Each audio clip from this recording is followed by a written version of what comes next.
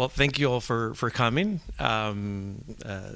Especially with the traffic. I know some of you left yesterday to be here today, so thank you for that. And also, there is a lot of fintech events happening today. At least three that I know of. So the fact that you're here today means a lot. So thank you for that. I was not supposed to be presenting today, to be quite honest. I'm filling in for our friends from Exim Bank that also had conflicts on their agenda, and I apologize for that. So with that being said, I will apologize if I stumble through my presentation because I had a little time to prepare. So before I start, I'd like to have a show of hands to see who is here from the logistics sector, just to see who's who. There you go. How about who is here from the financial sector? All right. It seems to me that everybody else is for the free drinks. So good mix. For those that don't know me, my name is Ernesto Vila, co-founder of Tech Cargo. As the name says, is a cargo company, logistic company, that also has developed a tech stack and a risk assessment protocol to manage trade finance. And some of you might say, well, trade finance is not the business of the logistics providers. But I'll tell you what, you are absolutely right. It's not. However, the two industries has a lot of common points, a lot of touch points.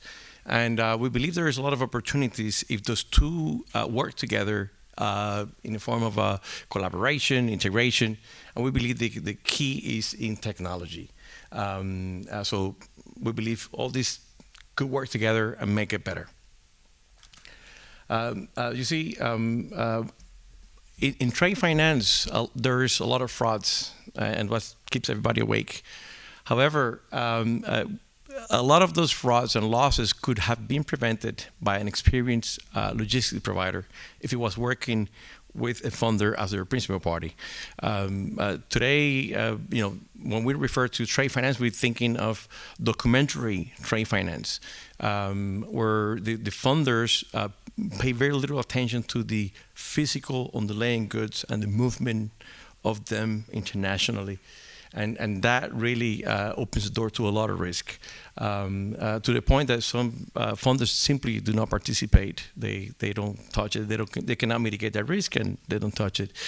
And the problem is that SMEs and middle market companies struggle to find liquidity to fund their supply chains. So I believe there's an opportunity there. Some of the challenges, of course, like I said before, documentary trade finance focus on the financial risk, and this is some of the conditions. The company has to have a financial health, that they're able to insure the ultimate debtor, that they are able to file a UCC, and in the case of trade finance, that there is a copy of a bill of lading, and that's a way of indicating that the trade has started. It's no longer an intention, but it has commenced, and the goods are no longer at the facilities of the manufacturer. However, this represents a problem for the buyers. A lot of manufacturers do require a payment before the goods move out of their facility. So there is a mismatch between requirements from manufacturers and funders, and that's a deal breaker. It contributes to the deficit there in lending. However, there are some sellers that are happy to accept a large deposit, 30 to 50% deposit. They control the logistics, they ship the goods out, and they produce a bill of lading. And so that's when funders come in, and they're happy to participate in there. However, if in that transaction there is a little mistake, a typo on the bill of lading, on the description, they got to go back to the manufacturer who contracted the logistics to make a change. And guess what? That manufacturer also has the ability to change the consignee, the destination. They can ship it somewhere else. So the sheer fact that funders are happy with the bill of lading really doesn't eliminate that risk. And I think this is nonsense, but anyway, we'll go through it. So this conflict of payment terms between buyers, sellers, and funders it creates a huge challenge to all the stakeholders, but at the same time, a big opportunity, particularly to funders that recognize that there could be a better way, that the SME lending criteria is pretty high, and that could be lowered through a partnership with a logistic provider that could foster this change. So, big opportunity for the two industries to work together. And logistic companies today do work on trade finance indirectly. All the cargo that is moved around is shipped one way or another by a logistic provider. So the logistic provider really works with their principal party. They give them instructions to move the goods from point A to point B, and so they do that. They don't pay attention to the quality of the goods, the quantity, whether the color is right or dimensions. They don't care. They follow the instruction of their principal party, which in most cases is the cheaper. And this opens, once again, risk for the funders. There is a very famous case of a shipment of copper ingots. About 12 containers, $12 million from China to Singapore on their letter of credit. Shipment went out, letter of credit presented, collected. A couple of weeks later, when they were about to use the material, to discover it was rocks, beautiful painted rocks in copper color. Fraud. It's very scary, if that doesn't scare you, I don't know what keeps you awake at night, but scary. This is a very scary business. So anyway, so we believe on the documentary trade finance as we know it today, the funders put a lot of emphasis on the financial risk, and they do a very good job mitigating that risk, including all the contracts that govern the transactions. However, those contracts, what they really represent is a transfer of goods from manufacturer to buyer and funds back to the seller.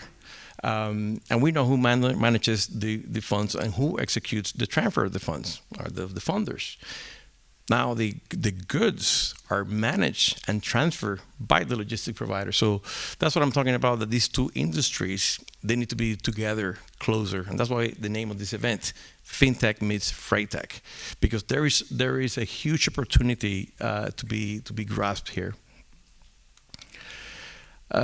So freight forwarders have the potential to mitigate their risk. This is a resource that is largely misplaced. Let's face it, they're by definition experts in cross-border. They know the regulations and rules in their country, how to make entry. They have the relationships with all the actors in the supply chain, from, terminals, port operators, carriers, trucking companies, customs broker, you name it. They have those relationships. They can turn that know-how, the boots on the ground, because logistics is a very labor intense. They're used to it, and they can work for you, the funders. That's the reality. And guess what? Not only they have relationships with the actors on the supply chain, but they do have clients, lots of them. Lots of clients. And the relationship between a freight forwarder and their client is almost like the relationship with a barber. Right? They sit in there and tell them what had dinner last night, right? Forwarders have the inside of their business. We know who they're buying from, how much they're paying, who they're selling to, how much they're selling, whether they're getting paid slow or not, or sometimes they ask us to hold their a bit of lading to force a payment to them. So this relationship is very strong. And one thing is that the freight forwarders are the cheapest form of capital for the shippers. They ask for credits, extended terms for no money. So here's where interests align. Forwarders like to collect sooner. So the freight forwarders could become an ambassadors to the funders, originate deals, and participate on at least the very minimum, collecting their fees sooner. And this is the bigger opportunity. These are numbers pre-COVID. Today, probably bigger. There is 1.5 trillion, this is a whopping number, man, 1.5 trillion of unmet demand for trade finance, mostly on the hands of SMEs and mid-market. This is a problem for growth globally. And we at TechCargo, we are aimed to tip into that. We won't resolve it all, but we are going to participate on that. And I'd like to invite you all to participate on this. This is a very big opportunity. But this requires a transformation from all the stakeholders, where funders need to recognize that they could work with a logistics provider as their risk mitigator. The logistic company need to be educated, trained, and understanding financial risk and become an asset manager for the funders. And for the shippers to see the logistic providers not only as a service provider, but rather as a business enabler, a partner, because if a logistic provider is able to work with a funder and design logistic strategy that allows them to tap into new liquidity, the stakes are different. And that's why it could be done. It's not impossible. We've done it. Just to put a little bit of color, we had a client, long-time client, a company that is a mid-market company, turnover a couple of millions, profitable on the consumer goods, global brands, but we call it an occasional client. Occasional because, like every other savvy shipper, they shop around for price, and they beat us in the head for $50. So the only value that we were adding them was pricing. If our price was good, they would ship with us. Otherwise, they have a better option. However, recently they landed a very big contract, multi-million-dollar contract that they couldn't fund out of their own balance sheet. They went to their supplier, a global brand, said, don't care. You pay and carry type of thing. So they couldn't have a bill of lading as required by the traditional funder. So it was a deal breaker. They learned what we were doing because we've been, doing this for a while and talking about it for a while. They learned about it, reached out, the conversation was, let me see what my little forwarder can do for me because I'm desperate for this deal. So the stakes were high. Funny enough, we were able to put a facility for them with a partner financier that knows our processes, manage the cargo from the door of the manufacturer. They paid, delivered to the consignee, obtained a proof of delivery. They raised their invoice. The funder purchased the receivable again, flipped the facility into an insurable event. Everybody happy. Client happy, funder happy, we're happier. Now, this client that was an occasional client now is a regular client, to the point that he brings us to their negotiation table so we can design a proper strategy so he can fund those transactions. So what I'm trying to get to this is like logistics and finance could do a lot better working together. And that's why I have brought together all of you from all the different forms of shape of the industry, because there is a lot of conversations to be had.